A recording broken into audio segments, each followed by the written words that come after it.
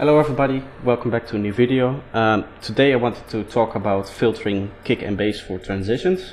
There's a kind of a hidden problem you can sometimes encounter where the sub bass can kind of shift in its phase when you normally do it, and you'll end up with weird artifacts later on in your mastering and your mixing where suddenly volumes of things become slightly louder or slightly less loud depending on the way you're in the transition. And that sounds kind of complicated. I'm going to show what's going on, and I've set up a project with this stuff, and we'll see what's going on. Okay, so here I have a project, a simple project. This is the same project I had when we were making the kick and bass from my last tutorial. I've done some minor tweaks, like a little bit of EQing here, and I've turned up a few volumes to make it a bit louder, and it currently sounds like this. Very simple. And let's say we want to make a transition here where we put a high pass filter on our bass and our kick. Normally what you would do is you would take your EQ or the auto filter. It doesn't really matter. I like to use the EQ because then you have your spectrum. And what you would do is you would put in your automation, turn it up, and you would copy this over to your kick channel, and you get a nice transition into a breakdown or whatever, something like this, where the sub goes out. And you can, you know, turn it into a breakdown or the next section of your drop. Doesn't really matter. If you're on a good system, or a good audio system, you might already hear that there are some problems going on. What I'm going to do for now is I'm just going to insert an audio track, and I'm going to go to my master, and we're gonna quickly record this. And then we'll use this to see what's going on.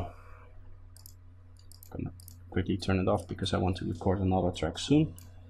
On first glance it might not seem that there's anything wrong with it, but quickly if we kind of zoom in on some problem areas, which mainly is this, and I'll explain why that is in a second, you can see that suddenly the kick starts to look very different. You can see each transient is different, and you can see here this is different from this part, and these clicks from the bass are very different. Well, this is kind of similar, but still it's different from this one.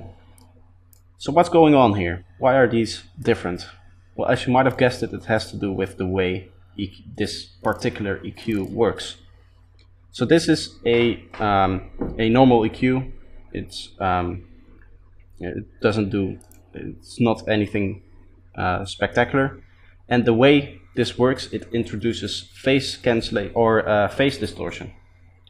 Phase distortion is it's an artifact of the way these filters work, and because they're very simple filters, they introduce this distortion, and that's what's causing these peaks to be different. And you can actually, if you zoom into this one, you can clearly see that this is very much louder than all the ones before it, right? And this is what is causing you to basically get weird artifacts when you put it in a limiter or a compressor for example in your mastering chain. Actually, I just thought of a way we can actually see what the filter is doing to the phase. If you go into your serum and you turn on the filter and you double click it or click it once, you can see this curve open up and it says phases. This is what it's doing to the phase of each harmonic. You can basically, each frequency, you can spread it out over this, and this means that the phase is going forward, and this means that the phase is going backward. So it's messing around with the phase of a signal. I hope you understand what the phase of a signal is. I do believe I have deleted the other track, but that's kind of okay. So what can we do to fix this? Well, first of all, I'm going to deactivate both of these EQs, and I'm going to show you a rack that I made which is this one.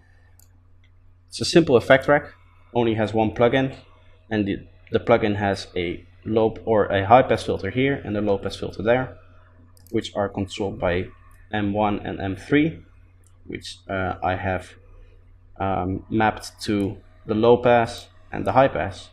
As you can see, this turns this knob, which then turns this knob, which then turns the filter. Very complicated way of, well, not very, it's just a few steps to get a nice button to do these transitions. So I've set this up to a frequency where I like, it's probably going to be a bit higher than the other one, the other EQ we used. Let's just copy this over, and now let's record the transition. It's going to be and you will see that it's going to be a much cleaner transition, right?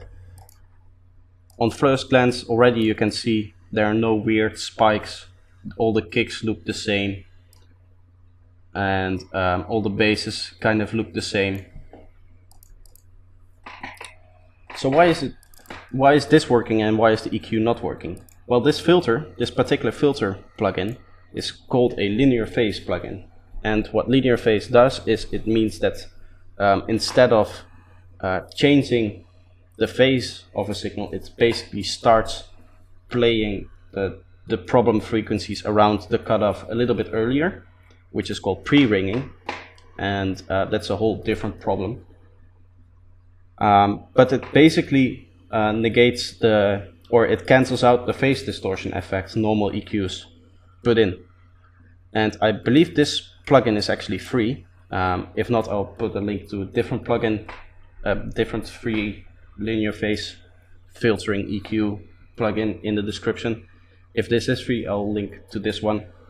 This is a very cool plugin, very versatile. I have a paid version of it, but I believe there's a free one. So yeah, this kind of shows that the difference between the normal EQ and the filter, or this M filter here, is pretty different because they're different kind of EQs, and one should be used for normal EQing, as I've done here, and the other one can be used for precision stuff like these transitions, where you're messing around with where the sub bass is. So I hope this video helps you get at least a slightly better transition in your mix. I hope that it helps you fix some problems you might have had in your mix that you were not aware of. And yeah, if you enjoy this content, feel free to subscribe. I hope I'll be making more. If you have any ideas for tutorials, let me know in the comments, and see you next time.